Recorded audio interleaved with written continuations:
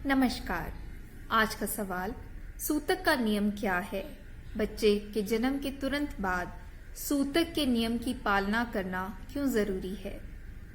सूतक का नियम क्या है? एक घर में बच्चे के जन्म लेने के तुरंत बाद सूतक का नियम लग जाता है। क्या है सूतक का नियम? सूतक का नियम यह है कि कुछ दिनों के लिए माँ, बच्चा और नवजात माँ और बच्चा जिस घर में हैं उस घर के लोग क्वारंटीन हो जाएं, यानी कुछ दिनों के लिए माँ, बच्चा और उस घर के लोग बाहर ना जाएं और बाहर वालों को माँ और बच्चे के कांटेक्ट में बिल्कुल भी ना आने दें।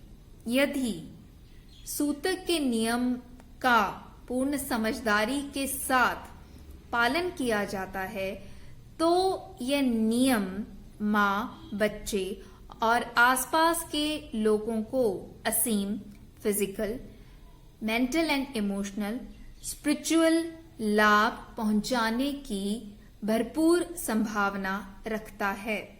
आइए अब सूतक के नियम के लाभों की बात कर लेते हैं। सबसे पहले फिजिकल लेवल पर, बच्चे के जन्म के दौरान स्त्री का शरीर काफी दर्द से गुजरता है, पेन से गुजरता है। स्त्री का पूरा शरीर ढीला हो जाता है, कमजोर हो जाता है।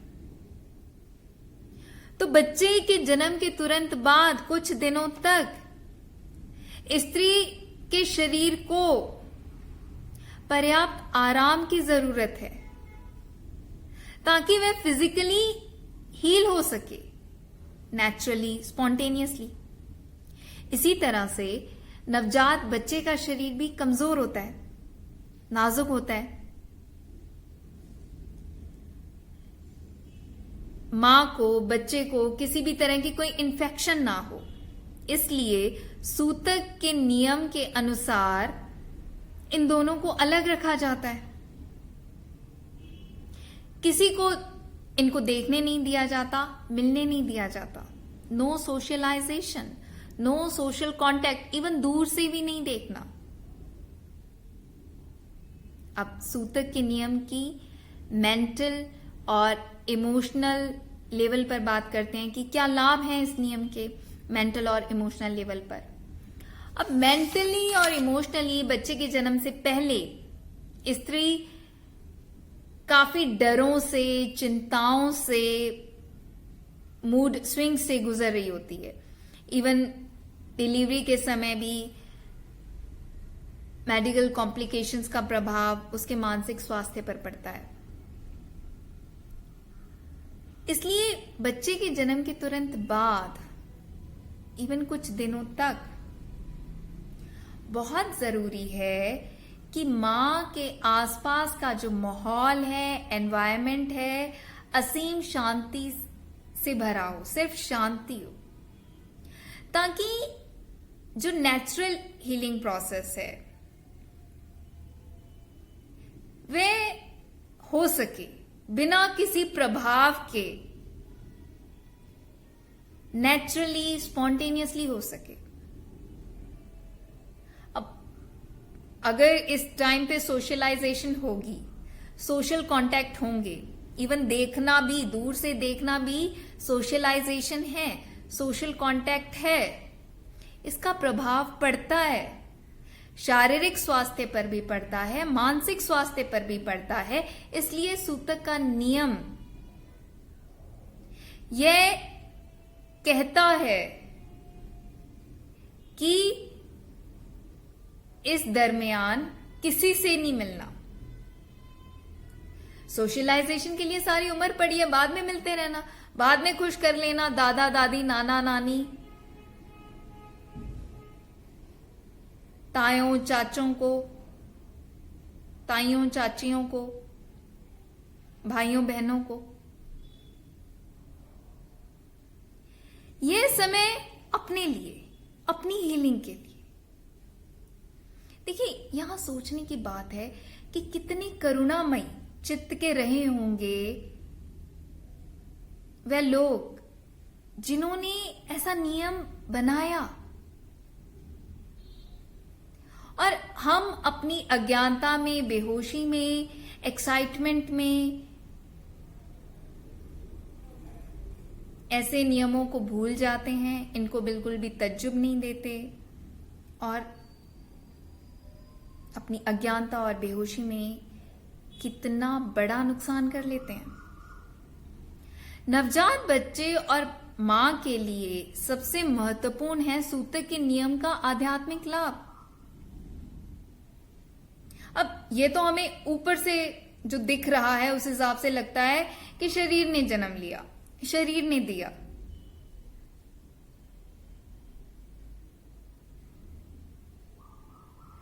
पर भारतीय वैदिक संस्कृति सत्य पर बहुत ज्यादा एम्फेसाइज करती है। जन्म मरण के मनन पर बहुत ज्यादा एम्फेसाइज करती है। इसलिए यह सूतक का नियम जन्म के समय तो लगता ही है, मरण के समय भी लगता है।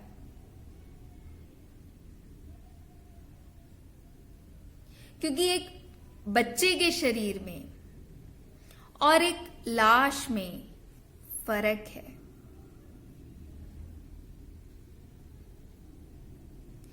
कहीं चेतना है और कहीं चेतना नहीं है। तो शरीर के माध्यम से अनुभव कौन ले रहा है? चेतना। और जन्म चेतना के स्तर पर काफी महत्वपूर्ण घटना है।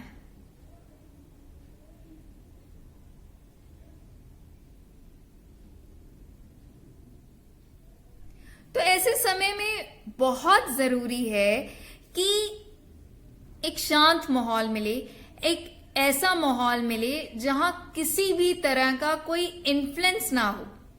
डायरेक्ट इन्फ्लुएंस ना पड़ सके, इनडायरेक्ट इन्फ्लुएंस ना पड़ सके, ताकि ये जो घड़ियां कुदरत ने बनाई हैं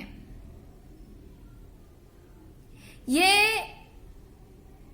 दोनों के सर्वोच्च हित में काम करें, बच्चे के भी और मां के भी।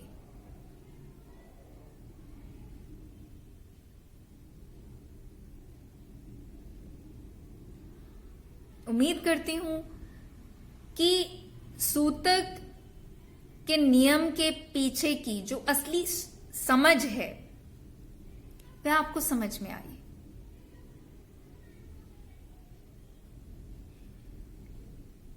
ये जो टाइम है ये बहुत इंपॉर्टेंट होता है स्पिरिचुअल हीलिंग के लिए भी, मेंटल इमोशनल हीलिंग के लिए, फिजिकल हीलिंग के लिए। और ये हीलिंग कंप्लीट तभी हो सकती है अगर मां, बच्चा और जो उनके आसपास लोग हैं उन पर किसी भी तरह का कोई इन्फ्लुएंस नहीं है। तो इसीलिए ये नियम बना,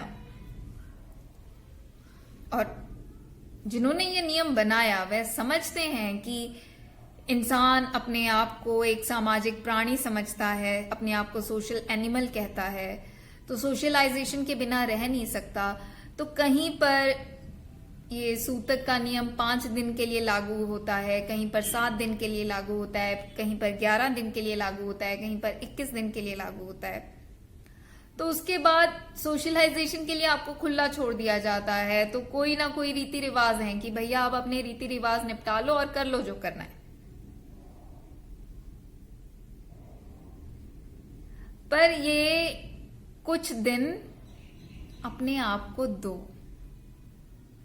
उम्मीद करती हूं कि आपको समझ में आया कि सूतक का नियम क्या है और इसके पीछे की असली समझ क्या है।